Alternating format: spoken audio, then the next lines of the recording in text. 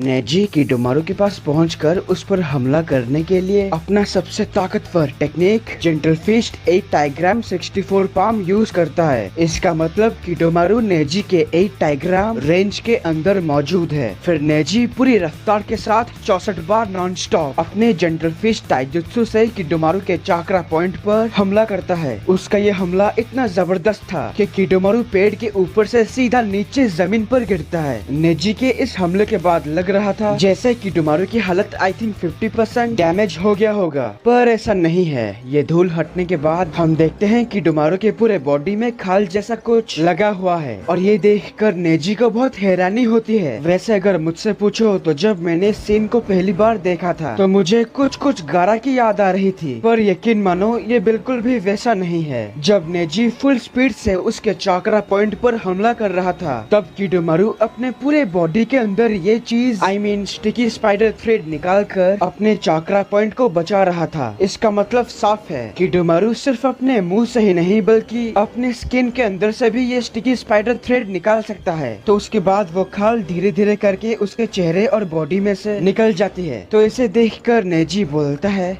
आखिर ये चीज है क्या? अगर मैं ये ना करता तो शायद मैं मर ही जाता। सच में तुम वाकई में काफी खतरनाक निकले। आखिर तुम किस तरह के राक्षस हो? अभी तुमने कुछ देखा ही कहाँ है। तभी नेजी और किडोमारू एक दूसरे को देखकर सोचते हैं, मेरी सारी मेहनत बेकार हो गई, मुझे उसके लिए कुछ और सोचना होगा। अगर मैं स्टिकी स्पाइडर थ्रेड सही समय पर नहीं निकालता तो ये लड़का मेरा कीमा बना देता। मैं समझ गया, क्लोज कॉम्बैट में उसके जेंटल फिस्ट के सामने मैं कभी जीत नहीं सकता। मुझे इससे दूरी बनाकर इसकी कमजोरी ढूंढनी होगी, यही एक रास्ता है। किडोमारू ये सोचने के बाद वो पलक झपकते ही नेजी की आंखों के सामने से वो गायब हो जाता है। तो इसके बाद वो अपने ब्याकुगन से इस जगह के चारों तरफ अपनी नजर घुमा के उसे ढूंढने लगता है। तभी इसी बीच किडोमारू उसके ठीक पीछे से एक पेड़ की डालियों में छिपकर उस पर एक कुनाई फेंकता है, जिसे नेजी आसानी से डॉज कर लेता है। लेकिन तभी किडोमारू अनगिनत स्पाइडर थ्रेड से बनी कुनाई पूरी तेजी से नेजी पर फेंकता है, पर वो रोटेशन टेक्निक से उन सारी कुनाइज को अपने तरफ आने से रोक लेता है, वो भी आसानी से। और उसके इस टेक्निक को देखकर किडोमारू चौंक जाता है। यकीन करना मुश्किल है, इसने मेरे सारे हमलों को आसानी से रोक लिया।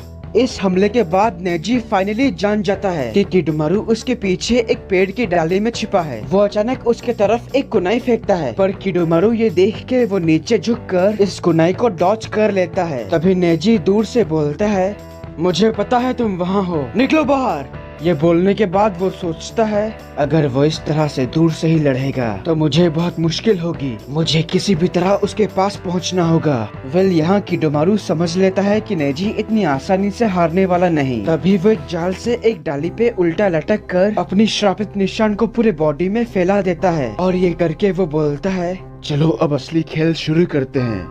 जैसे ही उसने जाल पे उल्टा लटका वो नेजी के नजर में आ जाता है। तभी किडोमारू समनिंग जुत्सु करके एक बड़े से मकड़ी को समन करता है, जिसे देखकर नेजी आने वाले हमले के लिए पूरा चौकन्ना रहता है। वो बड़ी सी मकड़ी एक बहुत ही मोटी सी जाल निकालता है। तभी किडोमारू अपने मुंह से एक नोकीली स्पाइडर थ्रेड निकालकर उस मोटी जाल को बीच में से चीर देता है। तो उसके इतना करते ही लाखों के तादाद में बहुत सारी मकड़ियाँ नेजी के ऊपर गिरते हैं, पर वो रोटेशन टेक्निक से उन सारी मकड़ियों को अपने ऊपर से हटाता है। पर उन मकड़ियों की संख्या लाखों में है, इसीलिए वो बहुत समय से गिरते ही जा रहे हैं। तो इसी वजह से नेजी की रोटेशन स्पीड थोड़ी सी कम हो जाती है और शायद किडोमारू को इसी का इंतजार था। वो स्लो होते ही मकड़ियों का गिरना बंद हो जाता है, लेकिन चारों तरफ से स्पाइडर थ्रेड से बनी कुनाई फुल स्पीड से आते हैं। नेजी उन्हें मुश्किल से डॉच करता है, लेकिन इसके बाद दोबारा फिर से वो मकड़ियाँ उस पर गिरने लगते हैं। तो अभी नेजी रोटेशन टेक्निक यूज करने के बजाय 8 ट्राइग्राम 64 पाम टेक्निक यूज करता है। तो वो सारी मकड़ियाँ उसके ट्राइग्राम के रेंज के अंदर है, इसीलिए नेजी अपने जेंटल फिस्ट ताइजुत्सु से उन सारे मकड़ियों को अपने ऊपर से हटाता है। लेकिन उन सभी की कोई लिमिट नहीं है, वो अनगिनत है। तो इस बार नेजी 8 ट्राइग्राम 64 पाम के बजाय 128 पाम करता है। मतलब आप खुद देख लो कितना स्पीड है ये। उसकी इस अनोखी स्पीड को देखकर किडोमारू की आंखें खुली की खुली रह जाती है। वो सोचता है,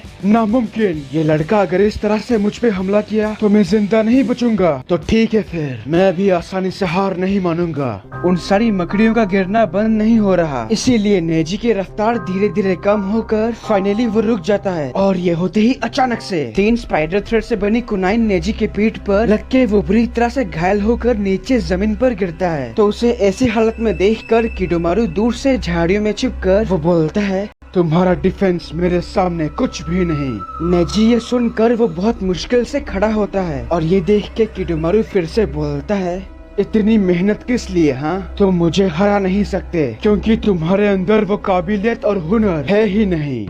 वैसे किडोमारू की बातों से आपको कुछ याद आ रहा है? एक्चुअली किडोमारू के ये शब्द कभी एक टाइम पर नेजी का हुआ करता था। अगर आप ठीक से याद करोगे तो नेजी एक ह्यूगा होने की वजह से उसे अपने हुनर और ताकत पर कुछ ज्यादा ही प्राउड था। मतलब वो हमेशा दूसरों को अपने से बहुत कमजोर मानता था। मैं आपको थोड़ा फ्लैशबैक दिखाता हूँ जिससे आपको थोड़ा मजा आएगा। जब नेजी और रॉकली ट्रेनिंग के दौरान आपस में लड़ते थे तो ली के पास हमेशा की तरह कोई निंजा हुनर न होने के कारण वो हर बार हार जाता है। तब नेजी उसे बोलता है, चाहे तुम कितनी भी मेहनत कर लो ली, लेकिन तुम मुझे कभी हरा नहीं पाओगे क्योंकि तुम्हारे पास कोई निंजा जैसे हुनर है ही नहीं। रॉकली के बाद प्रीलिमिनरी टेस्ट के समय उसने हिनाता को कुछ ऐसा ही कहा था, लेडी हिनाता, तुम ह्यूगा परिवार पर एक धब्बा हो क्योंकि लोग बदल नहीं सकते चाहे कितनी भी कोशिश कर ले।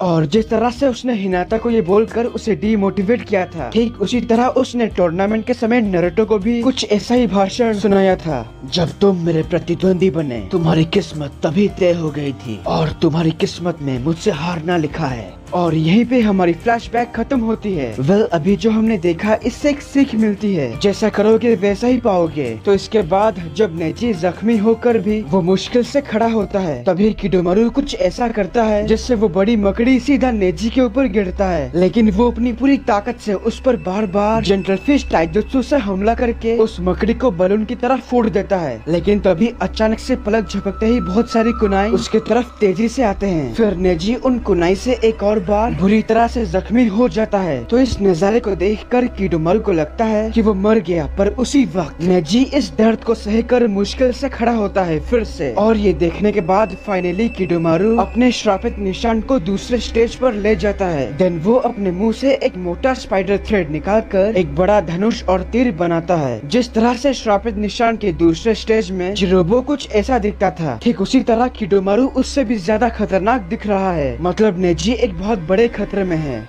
और यहीं पर इस एपिसोड की एक्सप्लेनेशन खत्म होती है। अगर आपको ये वीडियो अच्छा लगा तो प्लीज लाइक और कमेंट कीजिए। और अगर आप मेरे चैनल पर नए हो तो इसे सब्सक्राइब करने के साथ उस बेल आइकॉन को भी दबा ही दो। तब तक के लिए खुश रहना। मैं मिलूंगा आपसे अगले वीडियो में। पीस।